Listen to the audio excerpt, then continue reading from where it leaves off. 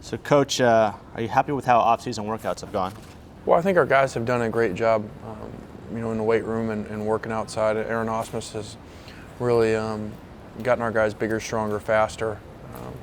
Unfortunately, we've had a lot of health issues. We're going to go to practice tomorrow with 20 guys not practicing. Is a very abnormal number. So, but very pleased with how they work. Just wish we had more healthy ones. You have a big crop of freshmen and redshirts coming back to the team this year. Are there any players you are especially looking forward to seeing? Well, there's a number of them, but I think it starts with DJ Morgan, having such a great high school career and then getting injured last year. His senior year in high school, not being able to play for us last year, and redshirting him, and hopefully he'll be back to full strength soon here, is really the headliner. You have two freshman quarterbacks coming in early. Do you plan to bring them along slowly, or do you imagine seeing them compete for the number 2 job right away? Well, they're going to need to. We're in a unique situation. Matt Barkley's the only quarterback who's thrown a pass on our roster. So we're going to need those guys to be right in the mix with Jesse immediately.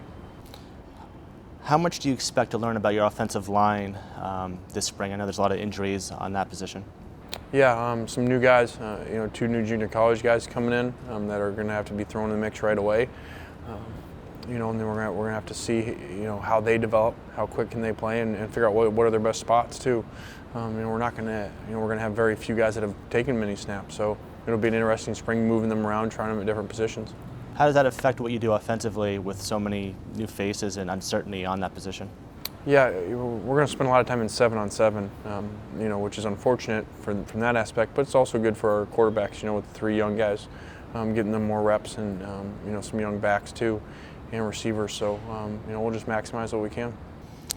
Do you have enough numbers on the roster to tackle as much as you would like to during camp?